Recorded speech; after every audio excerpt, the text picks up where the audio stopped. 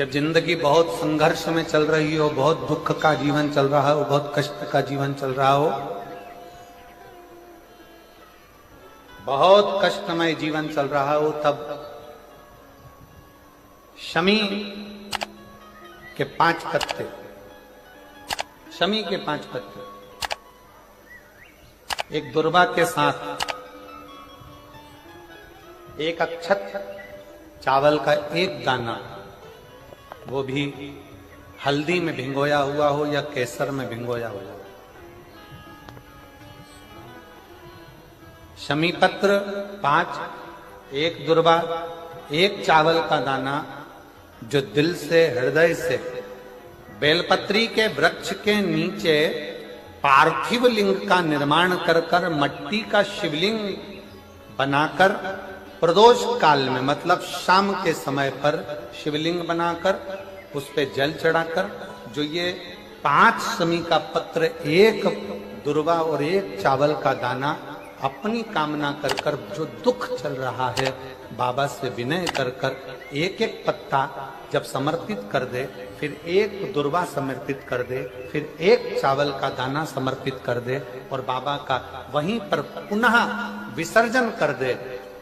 3 महीना तो जाने दो, 15 दिन के अंदर वो दुख कटता जरूर है, चाहे कोई भी दुख, किसी भी तरह का दुख क्यों न। एक बेलपत्र के वृक्ष की परिक्रमा करने वाले को हजारों अश्वमेघ यज्ञ का फल प्राप्त हो जाता है, हजारों अश्वमेघ यज्ञ का फल प्राप्त हो जाता है। उसी तरह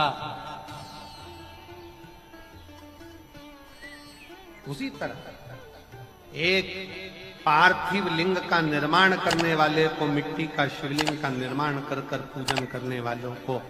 12 ज्योतिर्लिंग के शिवलिंग के दर्शन का पुण्य फल प्राप्त। बहुत ध्यान लगाकर सुनिए।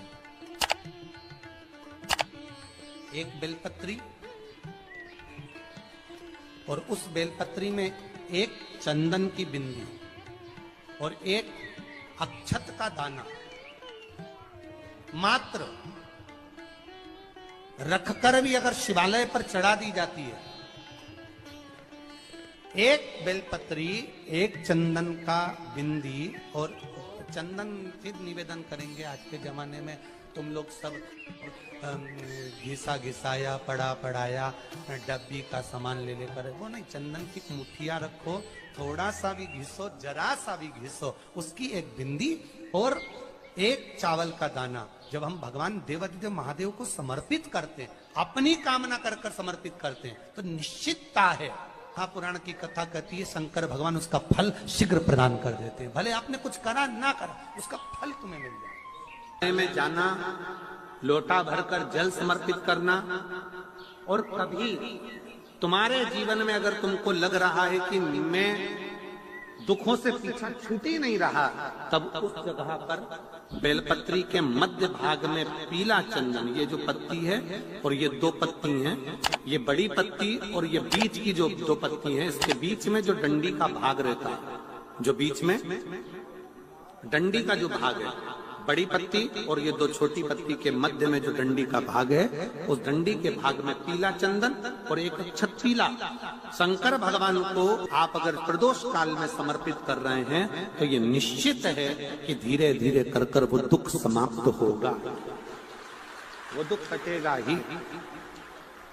अंतर्गत वर्णन किया गया शंकर भगवान की आराधना में, शिव की आराधना में, जब तुम्हें लगता है कि तुम्हारा व्यापार नहीं चल रहा, कोई तुम्हें धोखा दे रहा है, लक्ष्मी नहीं आ रही, बहुत चिंता में पड़े हुए हो, बहुत टेंशन में जिंदगी चल रही है, बहुत बीमारियां तुमको घेर ली है और चारों तरफ अंधेरा ही अंधेरा नजर आ रहा है, तुमने विचार करा अब मैं तो मर जाऊं तो अच्छा, मैं सुसाइड कर लूं तो अच्छा, मैं मर जाऊं तो अच्छा, तो मरने से पहले एक काम कर कर देखना, शंकर भगवान की आराधना कर कर देखना, शिव पर एक लोटा जल चढ़ा कर देखना, और ज्यादा चिंता, ज्यादा टेंशन हो तो बेलपत्री के जड़ को घिसकर उसका चंदन बनाकर शंकर को लेपन कर कर उसकी भी आराधना कर कर देखना कि बेल चंदन का फल क्या है।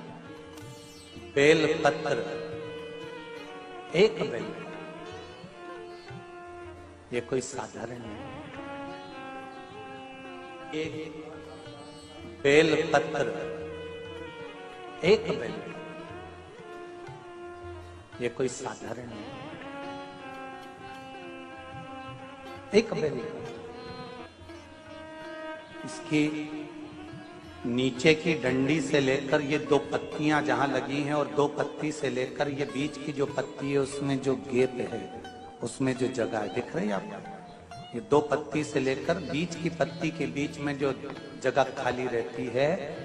33 कोटि देवी देवताओं विराजमान रहते हैं इस बीच की जगह में। जब शिव जी को चढ़ाया जाता है तब इस पत्ती के बीच की जगह शंकर के शिवलिंग पर रखा जाता है, तो शिव जी इतने प्रसन्न होते हैं कि मेरी स्तुति करने के लिए ये भक्त 33 कोटि देवताओं को लेकर आया है, मेरी स्तुति करने के लिए। लोग चावल लाए,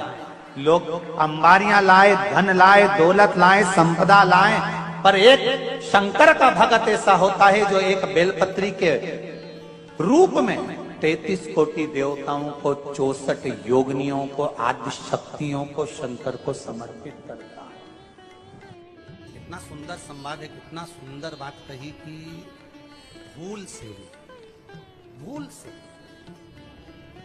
किसी तीर्थ में नहीं गए, कहीं हमने गौदान नहीं करा, कहीं हम किसी तीर्थ में नहीं गए, हमने कहीं गौदान नहीं करा, हमने कहीं ब्राह्मण भोजन नहीं कराया, हम कहीं गंगा यमुना कावेरी सरस्वती नर्मदा छिपरा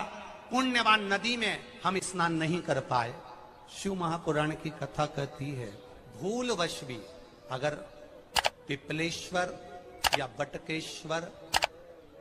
किसी शिवालय पर भूल से भी अगर एक लोटा जल चढ़ जाता है तो देव अधिदेव महादेव सारे तीर्थों का फल अपने आप प्रदान कर देते हैं। भूल से भी चढ़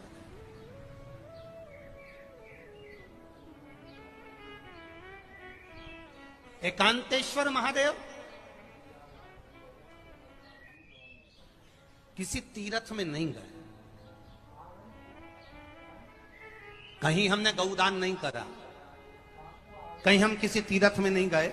हमने कहीं गौदान नहीं करा, हमने कहीं ब्राह्मण भोजन नहीं कराया, हम कहीं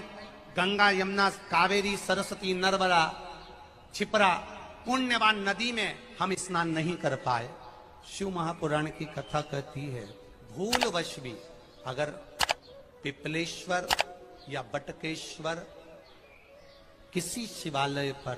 भूल से भी अगर एक लोटा जल चढ़ जाता है तो देव अधिदेव महादेव सारे तीर्थों का फल अपने आप प्रदान कर देते हैं।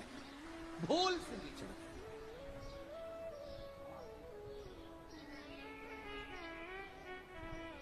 एकांतेश्वर महादेव जो कि एकांत में बैठा हुआ है, एकांतेश्वर महादेव अकेला बैठा है अलमस्त होकर। आप जा रहे हो गाड़ी लेकर, आप 4 व्हीलर गाड़ी में जा रहे हो, ट्रैक्टर में जा रहे हो, ट्राली में बैठकर जा रहे हो, क्रूजर में बैठकर जा रहे हो, 2 व्हीलर गाड़ी में बैठकर जा रहे हो, और एकांतेश्वर महादेव का मंदिर दिख गया, कोई एकांत में, भले उसका नाम नहीं मालूम तुमको कि कौन सा महादेव, पर अकेला बैठा है जंगल में, वृक्ष की छांव में, एक ओटले पर, कोई दीवार नहीं, कोई जाली नहीं, कोई गेट नहीं, कुछ भी नहीं। ये शिव मंदिर में जाकर एक लोटा जल समर्पित करती थी, और शास्त्र कहता है कि शंकर के मंदिर में अगर एक लोटा जल कोई एक परिवार का व्यक्ति भी समर्पित कर रहा है तो समझ लेना कि वो अपनी 71 पीढ़ी को पार लगा रहा है, वो अकेला नहीं 71 पीढ़ी को पार। नमस्ते दर्शकों, हर हर महादेव। स्वागत है आपका अपने यूट्यूब चैनल में। इस वीडियो में आपको पूज्य पंडित जी बहुत ही विशेष शिकायत है, आप इस शिकायत को जरूर करें।